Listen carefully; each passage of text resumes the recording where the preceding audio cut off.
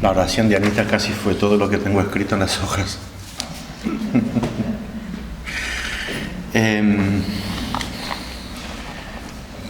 Concuerda con todo lo que tengo que hablar hoy. Hermanos, vamos a adentrarnos en Josué 12. Josué 12, el capítulo 12, el párrafo que tenemos en el capítulo 12 es un resumen de lo que ha acontecido en los párrafos anteriores. Nos relata todo lo que ya nos había detallado anteriormente, cómo Josué había entrado a conquistar la tierra de Canaán, la tierra que Dios le había prometido. Esto es un resumen. La primera parte habla acerca de dos reyes que derrotó Moisés antes de que Josué cruzara el río Jordán.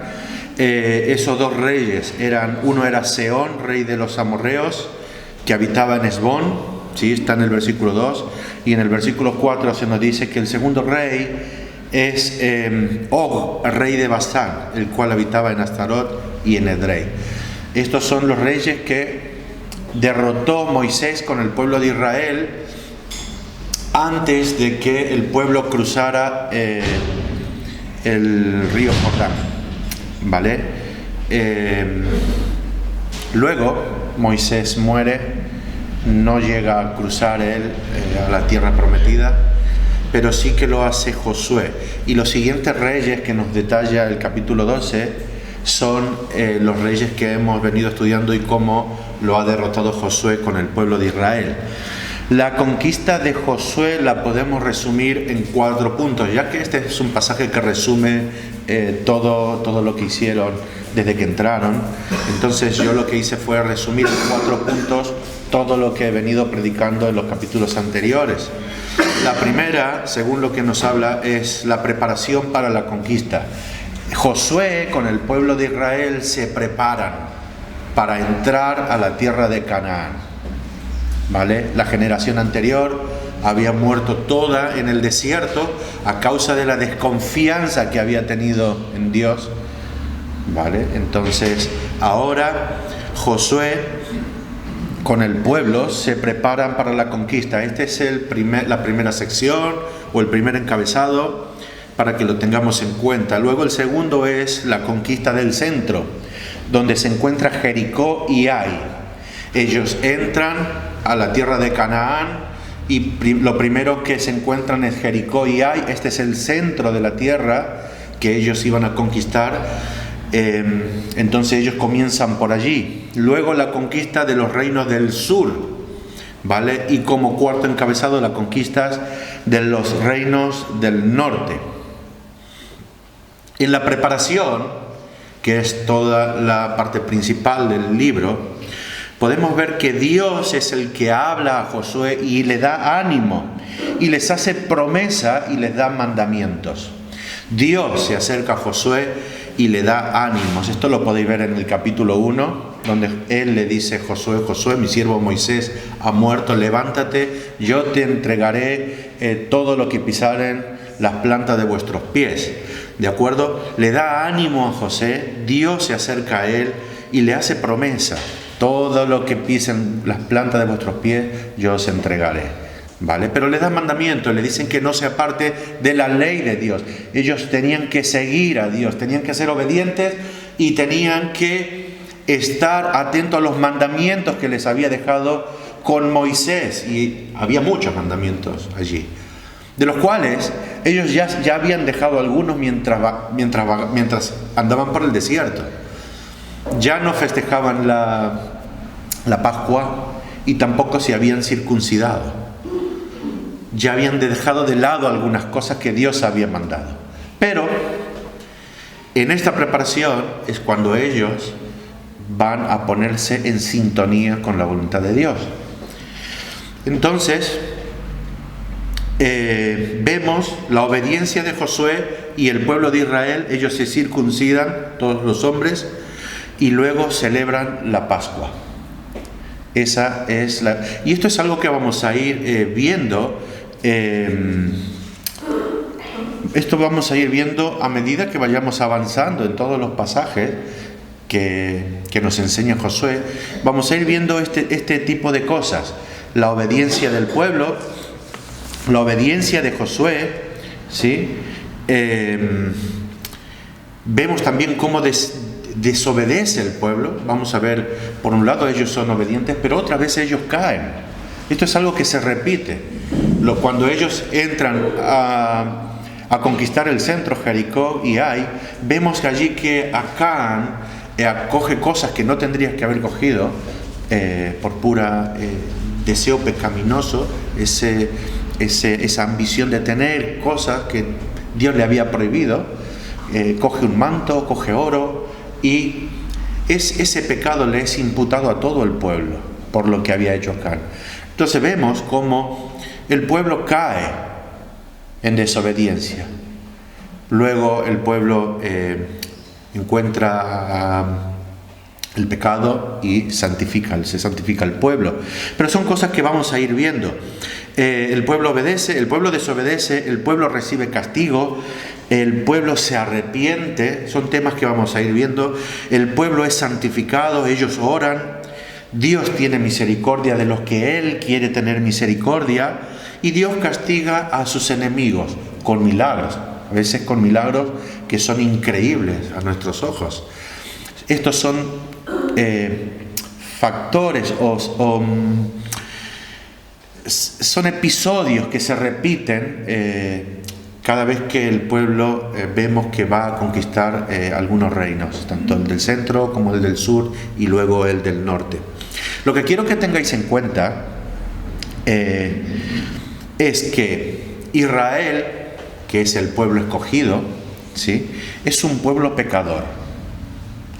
No tiene absolutamente nada de méritos para ganarse nada de lo que Dios le iba a dar. Israel es un pueblo pecador y va a recibir de Dios un regalo solamente por gracia. Acompáñame a Deuteronomio capítulo 9. Deuteronomio capítulo 9. Entonces, por un lado tenemos Israel, que es un pueblo pecador, que va a recibir gracia de Dios. Por otro lado tenemos los cananeos, un pueblo pecador también, pero no va a recibir gracia, va a recibir castigo. Aunque luego veremos que algunos de ellos sí que van a recibir misericordia de Dios. Deuteronomio capítulo 9, versículo 4. Dice así, y esto es Dios hablándole a el pueblo de Israel: no pienses en tu corazón cuando Jehová tu Dios los haya echado delante de ti, diciendo: por mi justicia me ha traído Jehová a poseer esta tierra. Pues por la impiedad de estas naciones Jehová las arroja de delante de ti. No por tu justicia ni por la rectitud de tu corazón entras a poseer la tierra de ellos, sino por la impiedad de estas naciones Jehová tu Dios las arroja de delante de ti. Y para confirmar la palabra que Jehová juró a tus padres, Abraham, Isaac y Jacob. ¿Veis? ¿Veis cómo Israel no era un pueblo que hubiese tenido méritos para recibir nada de Dios? Ellos no habían hecho nada, absolutamente nada, para recibir de la mano de Dios la tierra de Canaán. Sin embargo, Dios, por ser fiel a su palabra y por ser fiel a la promesa que les había hecho a Abraham, a Isaac y a Jacob, por ese motivo le iba a dar de gracia la tierra de Canaán, la tierra prometida. También en este pasaje de Deuteronomio dice que por la impiedad de los cananeos es que ellos iban a recibir la tierra. Tenemos que los cananeos son un pueblo pecaminoso. Dice: no pienses en tu corazón cuando Jehová tu Dios los haya echado delante de ti, diciendo: por mi justicia Jehová me ha traído a poseer. Es Dios quien echa a los cananeos, ¿vale?, a poseer la tierra. Pues por la impiedad de estas naciones Jehová las arroja delante de ti. El pueblo de Canaán era un pueblo muy pecador, ¿sí? Había llegado ya al colmo la maldad del pueblo y por eso Dios los iba a echar. Pero claro, era el juicio es una manera de hablar, que los iba a echar delante de él, pero el juicio era la muerte para ellos en ese momento. Y el medio que Dios iba a utilizar para que ellos sean castigados iba a ser el pueblo de Israel. Entonces tenemos Israel como un pueblo pecador que va a recibir un regalo de la mano de Dios. Los cananeos, otro pueblo pecador, pero que no va a recibir un regalo, sino que va a recibir castigo. ¿Y quién es el que da todo esto? Es Dios, el soberano. Es quien da gracia y quien castiga. Él es el quien soberanamente da a un pueblo que no se lo merecía, por pura gracia, le da un regalo, ¿sí? Que es, en este caso, la tierra de Canaán. Es Él quien da por gracia y es Él que castiga. Y quien no tiene misericordia, de quien Él no quiere tener misericordia. Durante el periodo de conquista podemos ver también muchos atributos de Dios, tales como su santidad, su justicia, su bondad, su ira, su misericordia, su soberanía, su gracia, su fidelidad. Y también observamos la providencia de Dios, cómo Dios actúa íntimamente con su creación, a pesar de que Él es un Dios trascendente a su creación. Él es un Dios inmenso en todo lo que es Él. Él es un Dios infinito. Para nosotros es imposible de pensar en una existencia infinita. Miramos el universo y nos parece infinito, y Dios es mucho más que todo el universo. Él es lo que se le llama trascendente. Él trasciende a todo lo que es la creación. Pero sin embargo, a pesar de que Él es de esa manera, Él es un Dios que actúa íntimamente con su creación. Él no deja la creación de lado, sino que Él está actuando íntimamente y da gracia y da castigo a quien Él quiere. Entonces, tenemos los 4 puntos que vamos a desarrollar. Esto era manera de introducción. Tengo 35 minutos, ¿verdad? Tenemos los 4 puntos a desarrollar: la preparación a la conquista, que ya hemos visto un poco cómo ellos se preparan, cómo ellos vuelven a restablecer esa relación con Dios. Venían desobedeciendo a los mandatos que Dios le había dado. Entonces ellos se ponen en sintonía con la voluntad de Dios, obedecen los mandamientos. Dios habla a Josué, Dios habla al pueblo, no lo deja de lado. De segundo punto tenemos la conquista del centro de Jericó y Ai. Dios cae la primera ciudad fuerte. Dios hace caer la primera ciudad, Jericó. Nos habla de una ciudad amurallada, difícil de entrar hacia ella. Esto fue un milagro que hizo Dios, porque Dios solamente le pidió que dieran vueltas alrededor de las murallas de la ciudad, ¿sí? Y los muros cayeron. Todas las conquistas que vemos del pueblo de Israel en la tierra de Canaán fueron milagrosas. Y cuando ellos intentaron hacer las cosas por su propia cuenta, porque vieron que esto era fácil, es cuando cayeron. La caída de Jericó fue un acto milagroso, y Dios quería dejarlo en claro así, que Él iba delante de ellos en la lucha. Antes de entrar a Jericó, se le aparece, cuando estaban celebrando la Pascua, el pueblo de Israel, se le apareció el príncipe, se presenta así como el príncipe del ejército de Jehová, y Josué se postró y adoró. Este príncipe es Jesús, es nuestro Cristo, nuestro amado Señor Jesucristo. Se presentó ante Josué para decirle que él era el príncipe del ejército de Jehová, dándole a entender de que él iba a ir delante en la lucha y que no tenía que preocuparse. Conquistaron Jericó, los muros cayeron. Rahab es la primera cananea en recibir misericordia de Dios, ¿sí? Por haber ayudado a los espías que había mandado Josué. Pues allí vemos que a pesar del juicio de Dios sobre la tierra de Canaán, había también misericordia entre ellos. Rahab es la primera que recibe esa misericordia y se une al pueblo de Israel, de donde por ella pasa también la genealogía por donde nace nuestro Señor Jesucristo, ¿sí?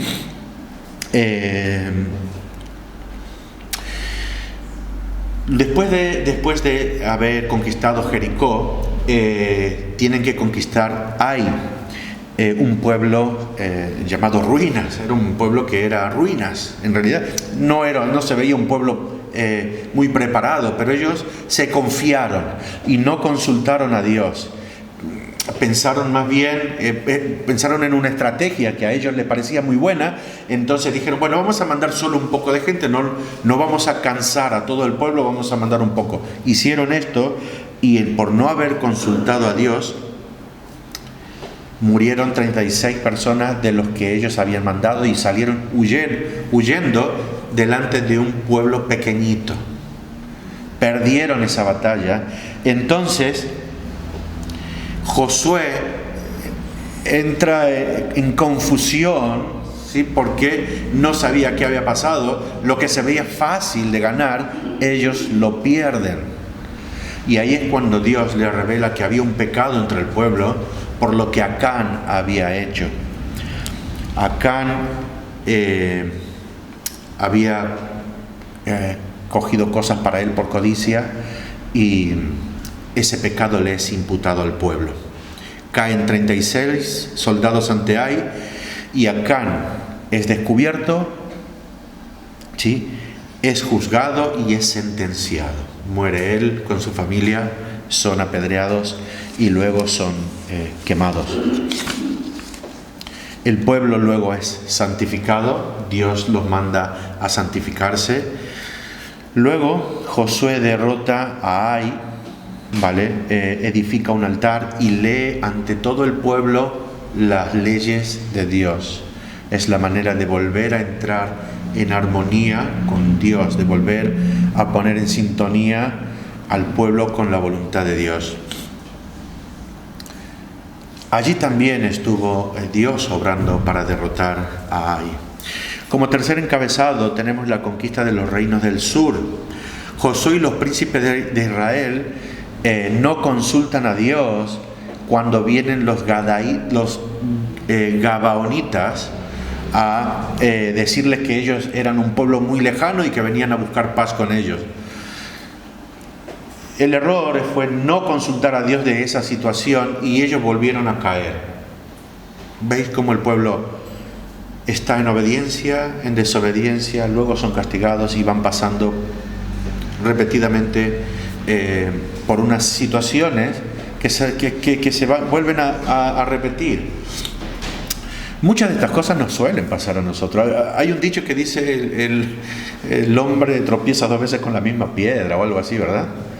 Es por eso, porque nosotros caemos volvemos, nos arrepentimos, a veces no nos damos cuenta y por propia inconsciencia volvemos a caer. Y esto es lo que le pasa a ellos. Cuando ya están en un estado bueno, de bienestar, eufóricos porque han ganado a un pueblo, pues se alejan de Dios. Es la comodidad muchas veces, y estas cosas nos pueden ocurrir a nosotros, sentirnos cómodos, ya sea con la situación económica o porque estamos bien con nuestra familia, y nos acomodamos y nos alejamos y empezamos a dejar de lado una cosa u otra, o la oración, o el estudio de la palabra, el ir hacia Dios, el consultar a Dios, el adorar a Dios. Son cosas que podemos dejar de lado, de las cuales Dios no quiere que dejemos. Y cuando nos alejamos es cuando caemos, cuando confiamos en nuestros propios méritos. Cuando los reyes del sur vieron que los Gabaonitas habían hecho un pacto de paz con el pueblo de Israel, se juntaron para atacar a los Gabaonitas. La intención de los reinos del sur era atacar a este pueblo por haberlos traicionado, por haberse juntado con el pueblo de Israel. Los Gabaonitas habían utilizado de astucia. ¿Pero por qué habían utilizado de astucia? Porque ellos conocían los hechos de Dios, cómo Dios había sacado al pueblo de Israel con milagros, con prodigios, todas las cosas que Dios había estado haciendo con Moisés y las cosas que venía haciendo con Josué también. Ellos habían estado atentos a las cosas que Dios venía siendo. Y tuvieron temor de Dios. Y por ese motivo se acercaron al pueblo y lo engañaron. Y aunque lo engañaron, pero consiguieron tener paz. Aquí también vemos misericordia de Dios. Porque Dios podría haberle dicho, no, ellos los engañaron, id y destruidlos. Pero no. Dios tuvo misericordia de los gabaonitas y no fueron destruidos, sino que conservaron la vida. Los gabaonitas, al sentirse amenazados por los reinos del sur, llamaron a Josué para que los defendiera, porque tenían puesta la confianza en que Dios iba a obrar a través de ellos y les iba a salvar su vida. Y fue así. Dios entrega en las manos de Israel a los enemigos, a todos los reinos del sur. ¿Cómo lo hizo? ¿Os acordáis? Cayeron piedras del cielo, ¿sí? Lo primero que sucedió es que ellos fueron confundidos por Dios. Al salir huyendo cayeron piedras del cielo. Los israelitas venían por detrás, no los tocó ni una piedra. Pero a este pueblo, a estos reinos sí, le cayeron todas las piedras que Dios había mandado del cielo. Murieron muchos. Luego Dios permitió que el tiempo, la duración del día fuese mayor a lo que nosotros estamos acostumbrados. Fue un día de sol como si hubiesen sido dos. No sabemos cómo sucedió, pero creemos por lo que dice la Biblia que fue así. Y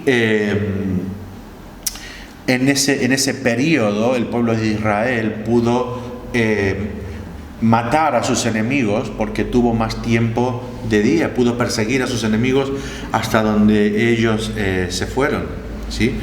Los reinos del sur son vencidos milagrosamente. Dios hace caer las piedras, extiende la luz del día y así es como ellos son vencidos. La conquista del reino del norte fue cuando los reinos del norte se juntan contra el pueblo de Israel. Al ver los reinos del norte lo que había sucedido, en vez de en su corazón ver lo que estaba haciendo Dios a través del pueblo de Israel, ellos se endurecieron más. Aunque la Biblia nos dice de que fue Dios quien endureció el corazón de estos pueblos. ¿Sí? Ellos se juntaron contra el pueblo de Israel para atacarle. Y también nos dice la Biblia de que ellos eran muchos, como la arena del mar. Eran muchísimos.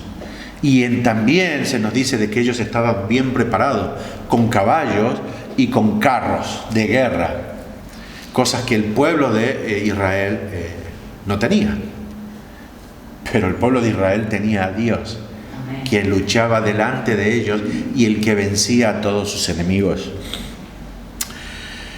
Dios le confirma la victoria a Josué. Dios le dice que no se preocupe, que él iba a luchar por ellos y que iba a entregar a los enemigos en sus manos.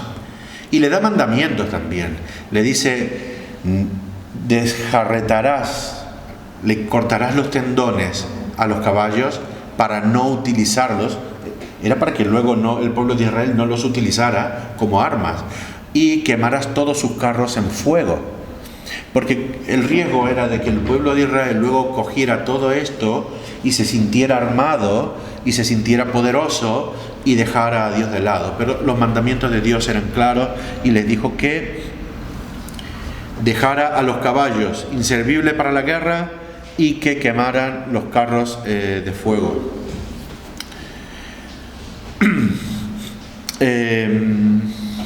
El pueblo es obediente y conquista los reinos del norte porque Dios los había entregado en sus manos. Dios es el que había endurecido los corazones de los reinos del norte y los había entregado en las manos de Israel.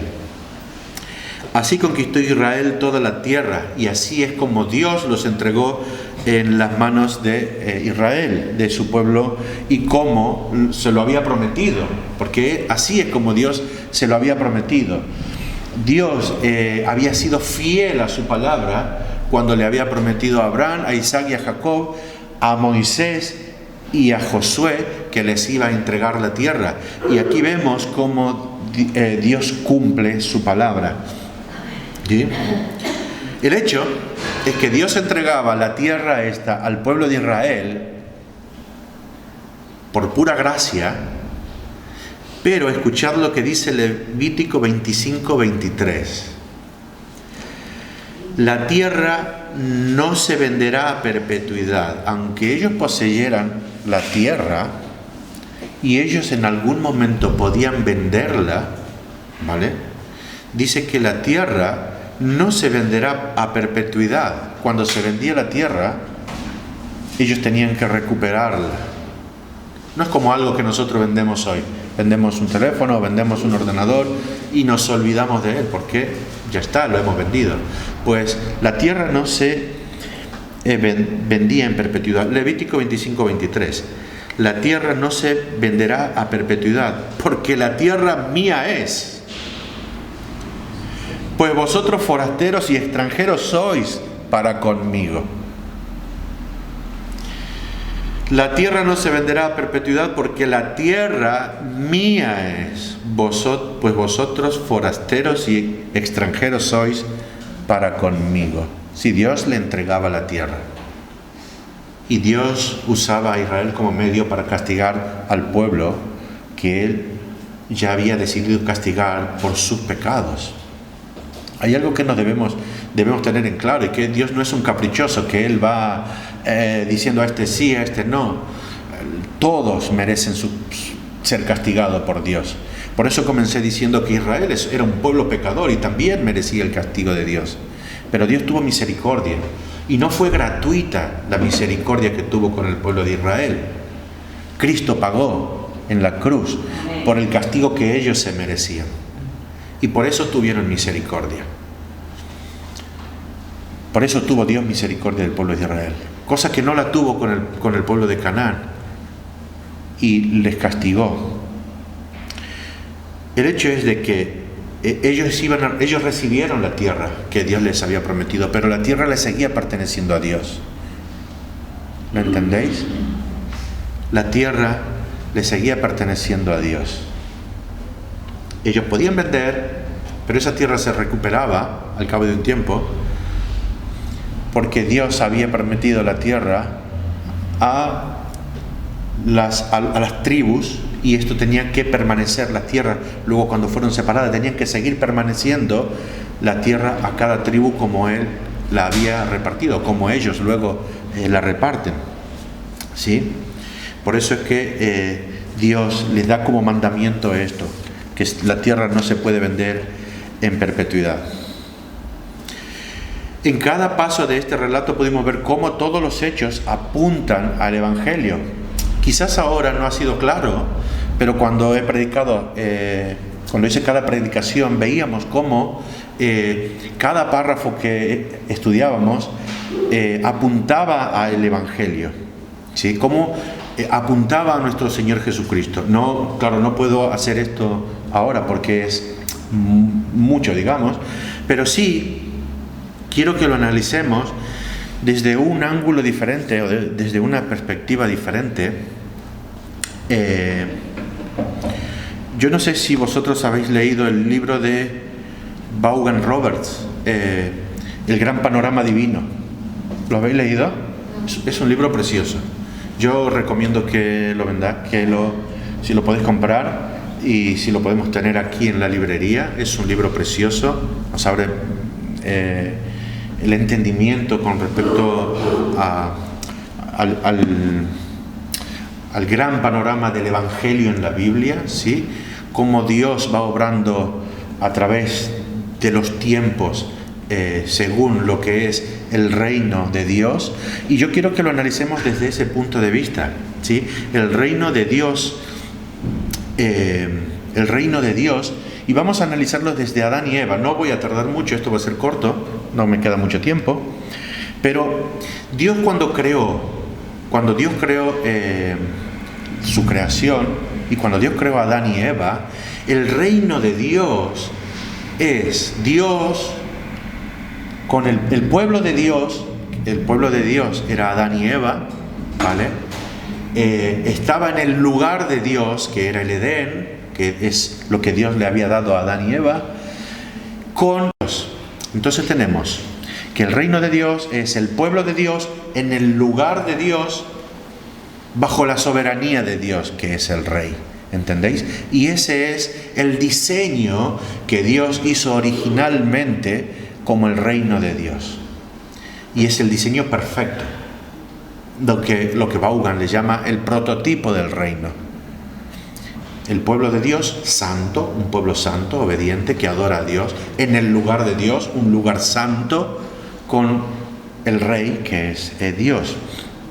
¿Qué sucede? Cuando entra el pecado, tenemos el pueblo de Dios que es sacado del lugar de Dios. El pueblo de Dios ya está manchado con el pecado. Adán y Eva fueron sacados del lugar de Dios como castigo, ¿sí? El lugar de Dios fue quitado, el Edén, ¿sí? La tierra fue maldecida por Dios, ¿entendéis?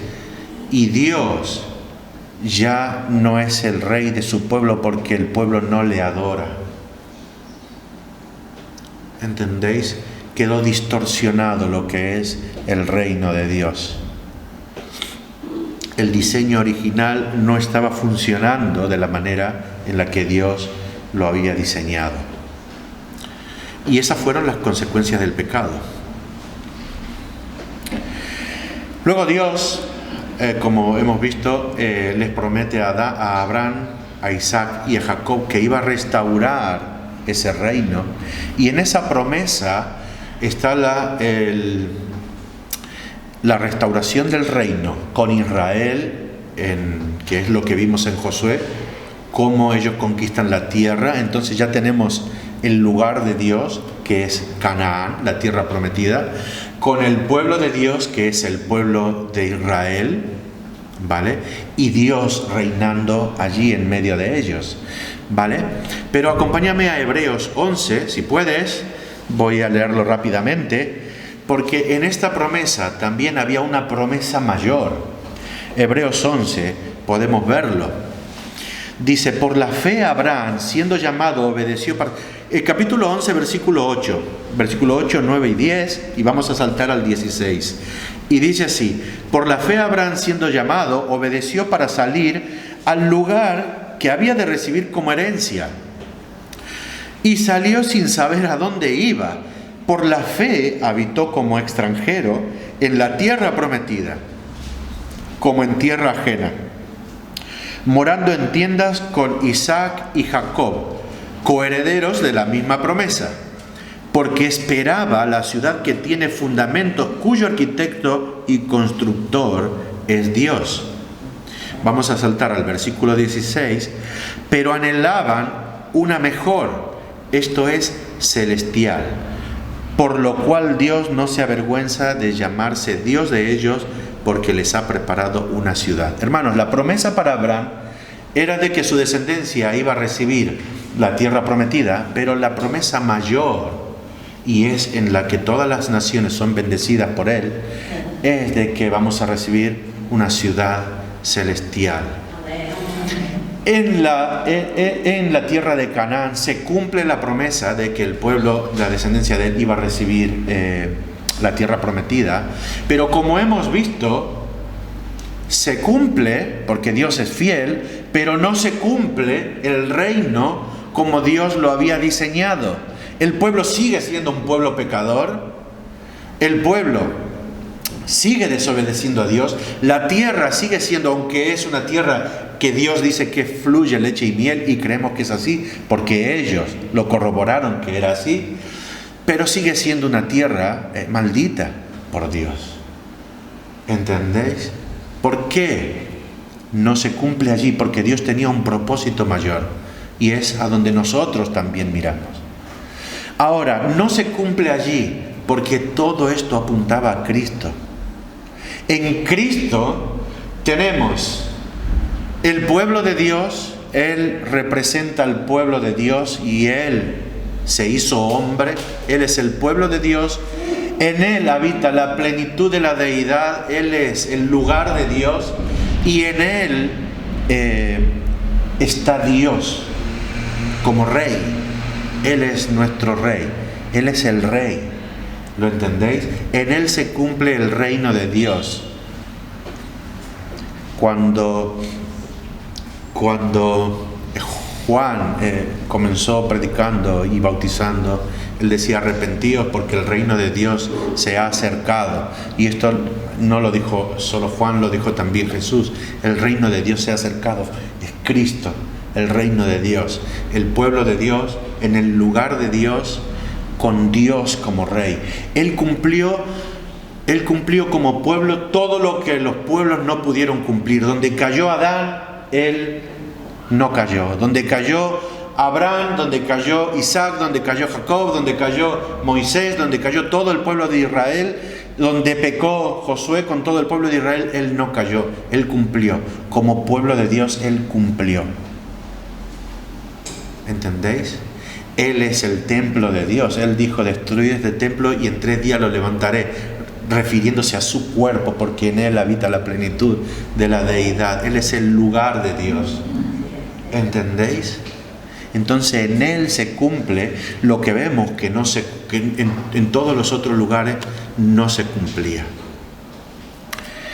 Qué bendición tener un Dios que cumplió por nosotros lo que nosotros no podíamos cumplir ni podremos cumplir nunca. Por eso es que en Él recibimos la gracia y la misericordia, porque Dios lo quiso así. Él es el verdadero Dios y el soberano Rey. Gracias a su justicia y a su muerte nosotros podemos recibir la gracia y la misericordia de Dios. Y así podemos heredar la nueva Jerusalén. Allí tenemos nuestra vista, ese lugar santo, el lugar de Dios, y allí es donde vamos a vivir como un pueblo bajo la autoridad amorosa de Él. Vamos a orar.